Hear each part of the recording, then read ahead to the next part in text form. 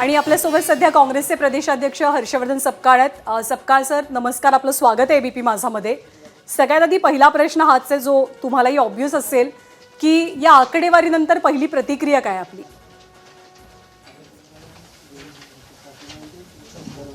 ही आकडेवारी जी आहे या आकडेवारीचा अंदाज एकंदरीत हा आला होता।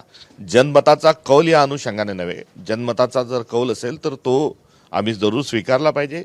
काँग्रेस हा मोठा पक्ष आहे, अनेक पराभव पावसाळे उन्हाळे आम्ही सर्व बघितलेलं आहे। मात्र ही निवडणूक फ्री अँड फेअर झालेली नसल्याचं देखील मी आपल्या निदर्शनास या निमित्ताने या ठिकाणी आणून इच्छितो।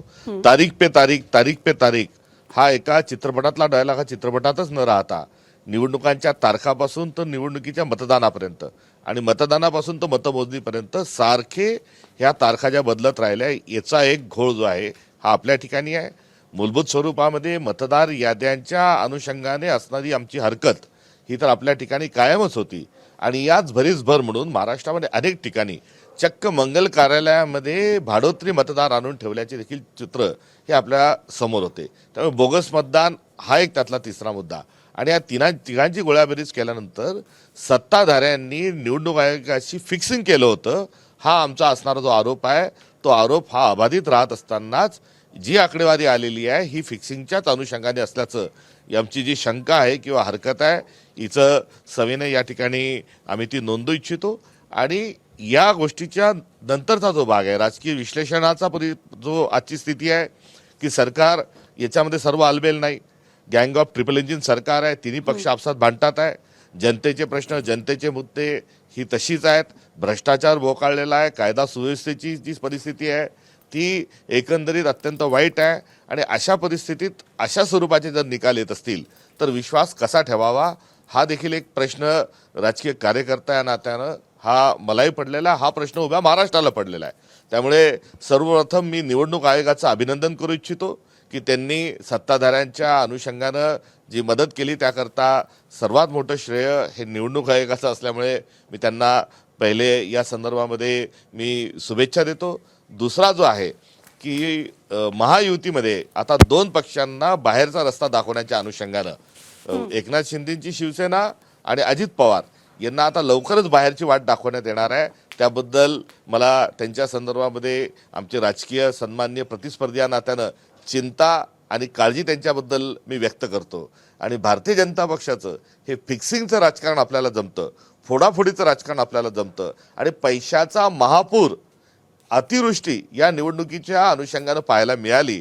या सर्वांच्या माध्यमातून का असेना आपण मिळवलेल्या यशाबद्दल मी त्यांचं देखील अभिनंदन या ठिकाणी करतो। पण सपकाळजी आपलेच नेते विजय वडेट्टीवार सकाळी असं म्हणाले होते की भाजप एक नंबरचाच पक्ष होणार आहे, त्यांनी सकाळीच सांगून टाकलं होते। मात्र ते दुसरं वाक्य असं म्हणाले होते की काँग्रेस दुसऱ्या नंबरवर असेल। पण सध्याची जी आकडेवारी जी समोर आलेली आहे आणि त्याच्यानंतरही आपण सर्वस्वी दोष हा भाजपला किंवा यंत्रणांनाच देणार आहात, काँग्रेसचं या संदर्भात कुठे नियोजन किंवा अन्य गोष्टींमध्ये काही त्रुटी राहिल्यात असं आपल्याला वाटत नाहीये सपकाळजी? नाही, विजय वडेट्टीवारजींचं जे मत आहे तेच माझं मत आहे आणि हे निवडणुकीच्या प्रचाराच्या अनुषंगानं महाराष्ट्र पिंजून काढत असताना जो पैशाचा महापूर बघितला गेला आणि एकंदरीत जी व्यवस्था बघितली गेली त्या अनुषंगानंच हा आमचा कयास आणि पक्ष म्हणून हा आमचा अंदाज होता। निवडणुकांचा निकाल हा स्वीकारला पाहिजे खेळाडू वृत्तीच्या अनुषंगानं, याच्यात दुमत नाही।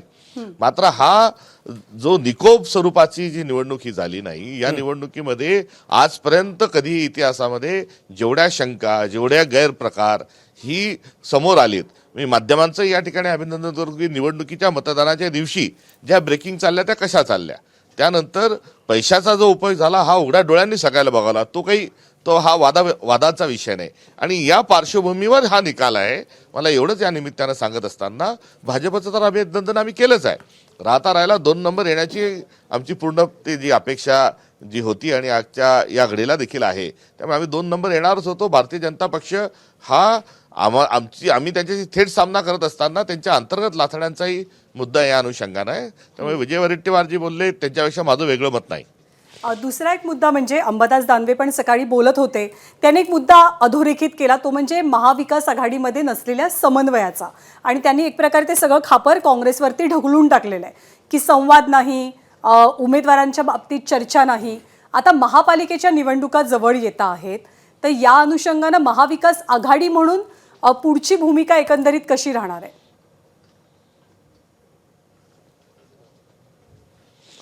ही निवडणूक कार्यकर्त्यांची निवडणूक आहे आणि गत काळामध्ये आघाडीची अपरिहार्यता बघता महाविकास आघाडी म्हणून आम्ही समोर गेल्यामध्ये अनेक ठिकाणी आमच्या कार्यकर्त्यांचा हेडवर झाला. शेवटी प्रत्येकाचा राजकीय पक्ष असतो. निवडणुकीच्या अनुषंगानं पुढे जाण्याच्या भूमिकेतून प्रत्येक पक्षाचं एक स्वतःचं नियोजन असतं आणि या संबंधित एकंदरीत सर्व कार्यकर्त्यांचा विचार आणि पक्षाची भूमिका ठरवत असताना आम्ही आघाडीच्या संदर्भामध्ये सर्व अधिकार स्थानिक पातळीवर दिले होते. राज्य पातळीवर कुठल्याच प्रकारची आघाडी ही काँग्रेसने केली नाही आणि त्या अनुषंगानं जिथे शक्य आहे तिथे आमची आघाडी झाली.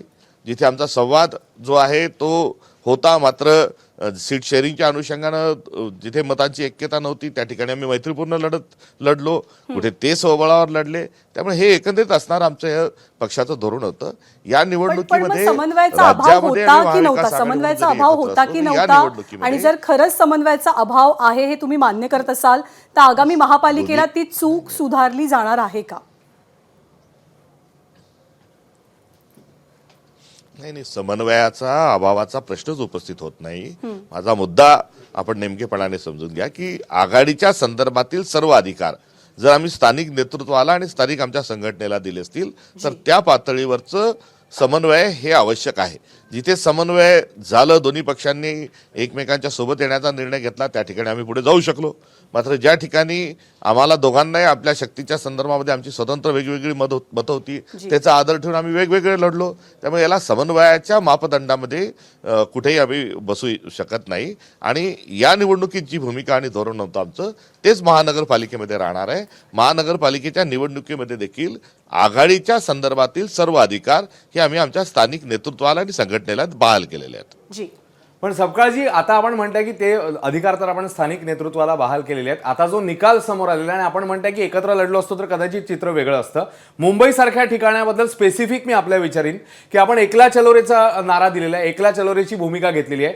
हे सगळं चित्र पाहिल्यावर आपल्याला या भूमिकेचा फेरविचार आपण करणार आहात का? तिकडेही आपण ठामा की नाही, हे असं चित्र समोर आलेलं असलं तरी मुंबईमध्ये आम्ही एकटेच लढणार? सपकाळजी,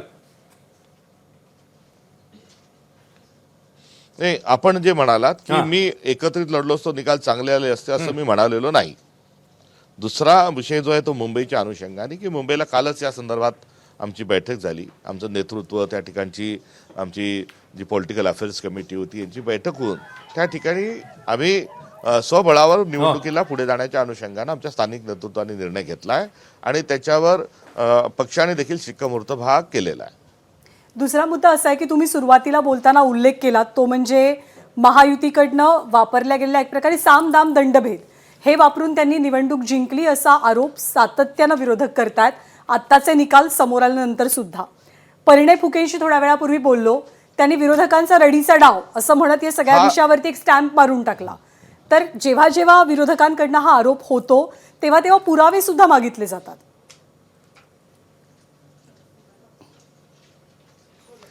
हाताच्या कंगणाला आरसा कशाला? त्यामुळे हा रडीचा डाव म्हणणं हा त्यांचा विजयाचा एक उन्मत्तपणा आणि अहंकार या प्रवर्गात आहे असं मी टिप्पणी करणार नाही.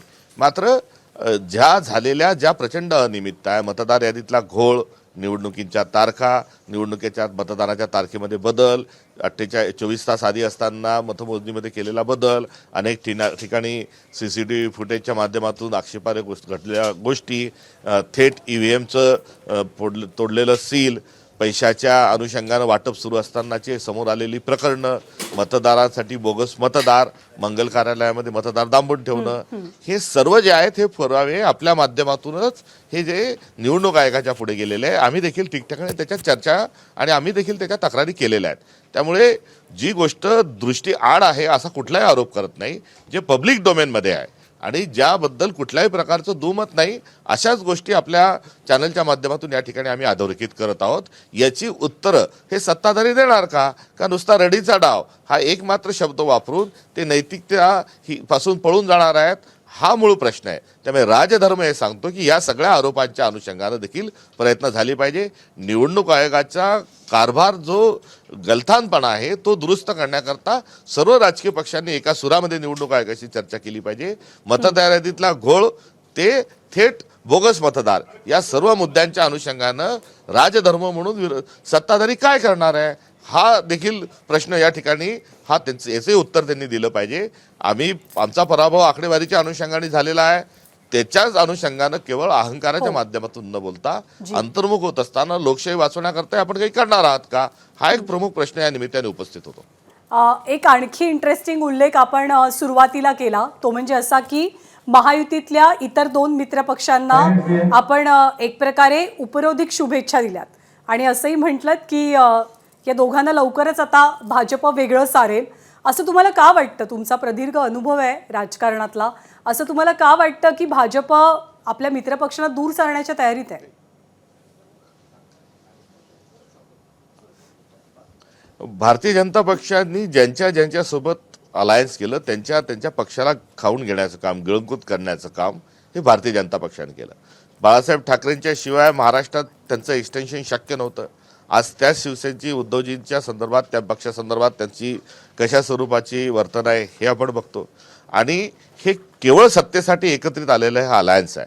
आणि सत्ता विचाराच्या माध्यमातून पक्षाच्या माध्यमातून राजकारणाच्या पक्षाच्या विचारांच्या माध्यमातून निवडणुका हा असणारा जो थेट एक जो प्रवास कोणत्याही प्रक्रियेचा असला पाहिजे, त्याचा कार्यकारण भाव असला पाहिजे. हा निवडणुकीच्या नव्हे तर एकंदरीत सत्तेच्या हव्यासापोटी भारतीय जनता पक्षाने हा सगळा विचार गुंडाळून ठेवलेला आहे आणि तो गुंडाळून ठेवल्यानंतर त्यांना स्वबळावर 100% भाजप हा त्यांचा एक नारा आहे. तो काँग्रेस मुक्त भारत हा एक त्यांचा नारा होता, त्याची विडंबना झाली, आता भाजपच काँग्रेस युक्त झालाय. मात्र दुसरा त्यांचा जो नारा आहे ज्याचा अलीकडच्या काळात ते जास्त उल्लेख करत नाही, 100% भाजप हा त्यांचा नारा आहे आणि त्या दिशेनेच ते पुढे निघालेले आहेत. महाविकास आघाडीच्या अनुषंगानं आमच्या समन्वयाचा अभाव, आम्ही एकत्रित लढलो असतो तर चांगला निकाल आला असता, हे जसं बोलल्या जात आहे त्याच्यापेक्षा कितीतरी पटीनं या सत्ताधाऱ्यांनी त्यांची जी अंतर्गत ज्या लाथाड्या होत्या त्या या निवडणुकीच्या अनुषंगाने बघायला मिळाल्यात. त्यांचा संवादाचा अभाव किंवा एकमेकांच्या विरोधात उमेदवार उभं करणे, एकमेकांच्या विरोधात पैसे वाटणे, हे सर्व देखील या निवडणुकीच्या निमित्ताने बघायला मिळालंय. त्यामुळे आता या निवडणुका झाल्यात, महानगरपालिका होत आहेत, जिल्हा परिषद कधी होतील ते न्यायालयाच्या निर्णयानंतर समजेल. मात्र नंतरचा जो 3.5-4 वर्षाचा कालखंड आहे, या कालखंडामध्ये भारतीय जनता पक्ष हा सर्वात आधी त्यांचे मित्रपक्ष संपवण्याचा प्रयत्न करणार. नक्कीच त्याच्यामुळे येणाऱ्या काळामध्ये या निकालाचे काय पडसाद उमटतात, कशा प्रकारे महापालिकेमध्ये आपल्या आणि सगळ्या पक्षांचा परफॉर्मन्स होतो पाहणं महत्त्वाचं असेल. धन्यवाद सपकाळजी, आपण सविस्तरपणे आणि मनमोकळेपणाने आमच्याशी बोललात त्याच्याबद्दल. एबीपी माझा, उघडा डोळे बघा नीट.